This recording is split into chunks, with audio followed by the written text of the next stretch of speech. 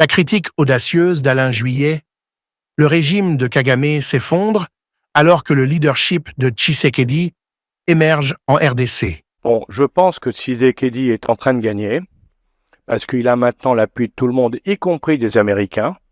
Ça, c'est très important. Les Américains ont lâché Kagame, parce qu'effectivement, ils disent que ça ne peut pas continuer comme ça.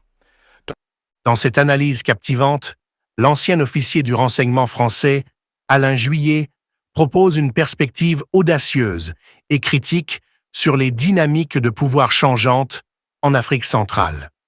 En se concentrant sur l'implication agressive du Rwanda sous la présidence de Kagame dans la République démocratique du Congo, RDC, Juillet soutient que la fin du régime de Kagame est proche.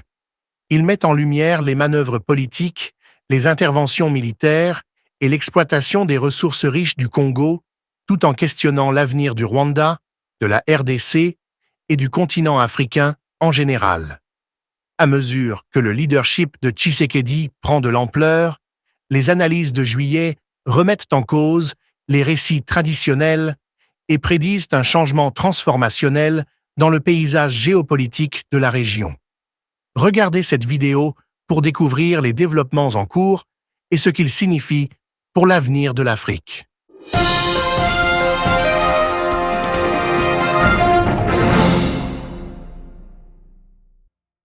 Il y en a un qui se prépare à devenir une très grande puissance africaine, c'est la République démocratique du Congo, du président Tshisekedi, qui essaie de régler son problème avec le Rwanda, puisque comme vous avez pu le voir, je pense, le Rwanda occupe et pille, il n'y a pas d'autre terme, la République démocratique du Congo depuis le départ de Mobutu, donc Kabila père puis Kabila fils, suite à un accord qui avait été passé à l'époque, il faut le savoir.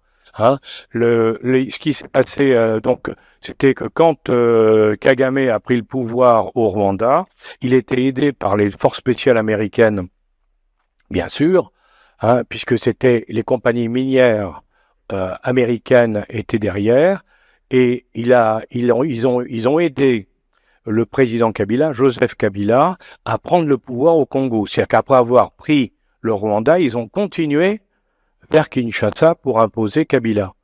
La contrepartie de la mise en place de Kabila au Congo, ça a été de donner les mines de tantal et de cobalt, de l'Ituri et du Nord Kivu au Rwanda.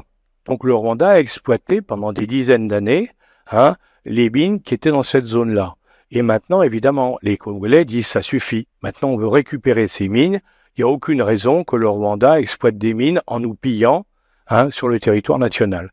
Donc c'est ça l'histoire de ce qui se passe aujourd'hui, la guerre là-bas qui est terrible, parce que je vous signale que on parle des guerres, nous la guerre au Moyen-Orient, la guerre en Ukraine, mais il y a beaucoup plus de morts en Afrique dans la guerre en Ituri qu'il y en a dans les deux autres.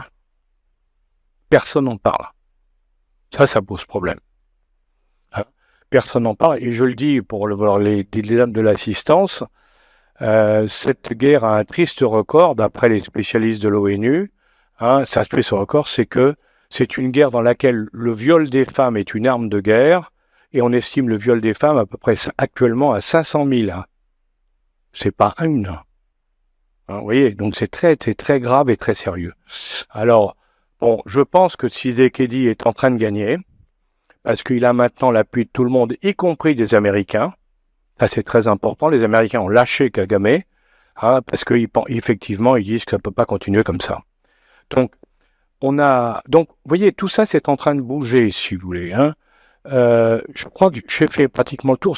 Alain Juillet, ancien officier du renseignement français, possède une compréhension approfondie de la géopolitique mondiale et est devenu un critique ouvert du régime de Paul Kagame au Rwanda, en particulier dans son implication agressive en République démocratique du Congo, RDC. Dans une analyse récente, Juillet a partagé ses vues sur la relation complexe entre le Rwanda et la RDC, mettant en lumière les causes profondes du conflit violent dans la région orientale du Congo, qui dure depuis des décennies. Il a abordé cette évaluation dans le cadre plus large des luttes politiques de l'Afrique, des guerres, des ressources et des alliances changeantes.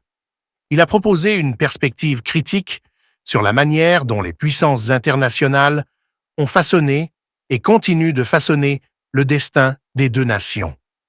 L'analyse de Juillet commence par un aperçu historique de l'implication du Rwanda dans les affaires congolaises. Selon lui, l'ascension de Kagame au pouvoir au Rwanda, avec l'aide des forces spéciales américaines et des entreprises minières américaines, a préparé le terrain pour un enchevêtrement politique et économique plus profond en RDC.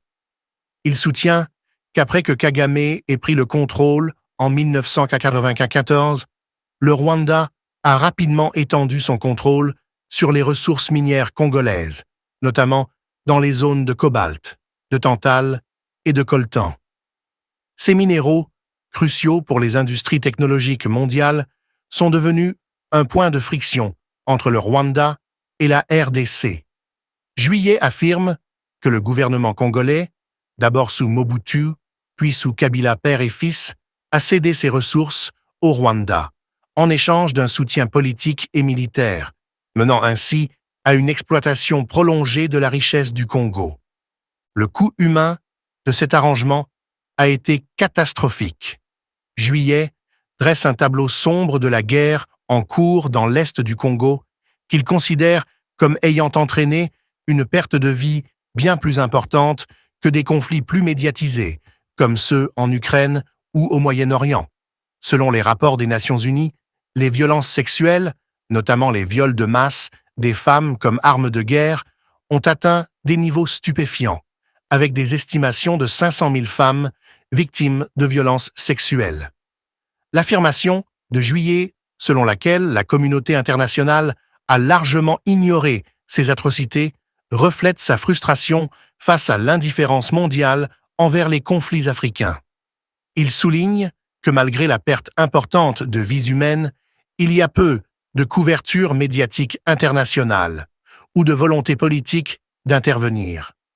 Cette situation met en évidence l'impuissance de la RDC sur la scène internationale. Un des aspects les plus frappants de la critique de Juillet est son évaluation des dynamiques changeantes dans la région. Il soutient que Félix Tshisekedi, l'actuel président de la RDC, positionne le pays pour se libérer de sa subjugation historique. Selon Juillet, le gouvernement de Tshisekedi gagne en traction tant au niveau national qu'international, avec le soutien de puissances mondiales clés, dont les États-Unis. Juillet voit Tshisekedi comme un leader stratégique qui a travaillé sans relâche pour couper les liens du Congo avec son passé d'exploitation, où les puissances étrangères et les acteurs régionaux, comme le Rwanda, manipulaient la souveraineté congolaise pour leurs gains économiques. Pour Juillet, le tournant dans ce jeu géopolitique est le récent changement de politique des États-Unis.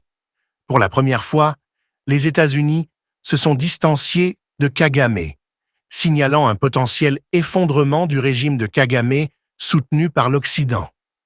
Juillet considère cela comme un moment décisif pour la RDC.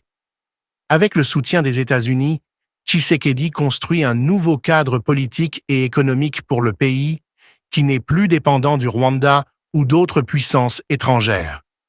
Cela marque un départ du passé, où le Rwanda, en tant que petit voisin, mais militairement puissant, pouvait manipuler les vastes ressources de la RDC à son avantage. Malgré la force militaire et le soutien international de Kagame, Juillet estime que son régime est en déclin. Il souligne l'isolement croissant du Rwanda sur la scène mondiale, notant que les politiques agressives de Kagame ont aliéné les voisins régionaux et les partenaires internationaux. La croissance économique et militaire de la RDC sous la direction de Tshisekedi, combinée à son indépendance croissante, constitue, selon Juillet, le début d'une nouvelle ère pour le pays.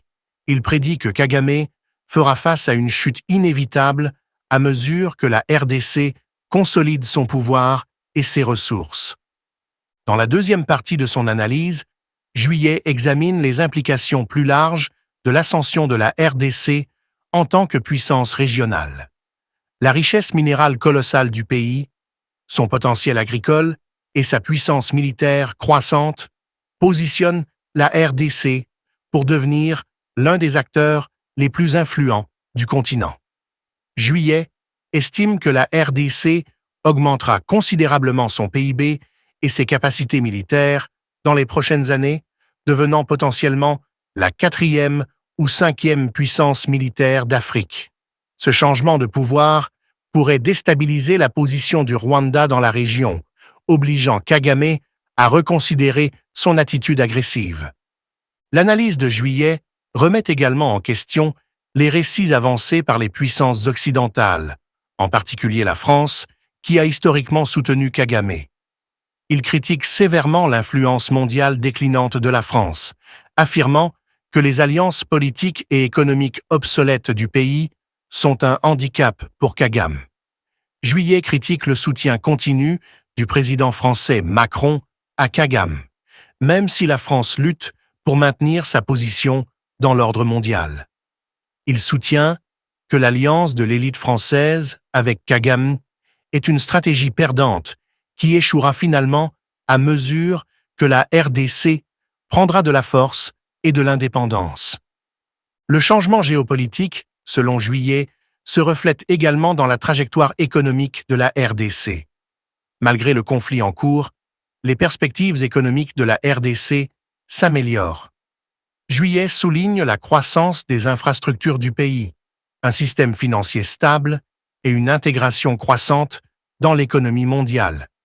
Il mentionne le potentiel de la Chine à jouer un rôle important dans le développement du pays, bien qu'il note que la RDC ne reçoive pas le même niveau d'aide et d'investissement que le Rwanda.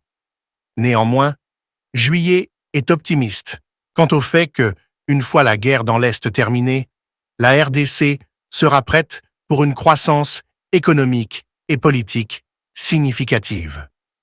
En conclusion, l'évaluation de la situation en Afrique centrale par Alain Juillet est à la fois critique et optimiste. Il dresse un tableau sombre du régime de Kagame qu'il estime être au bord de l'effondrement, tout en offrant de l'espoir pour la RDC sous le leadership de Tshisekedi. Juillet affirme que la RDC est sur le point de devenir une puissance africaine majeure. Une fois qu'elle aura atteint la stabilité politique, elle pourra tirer parti de ses immenses ressources pour bénéficier à son peuple.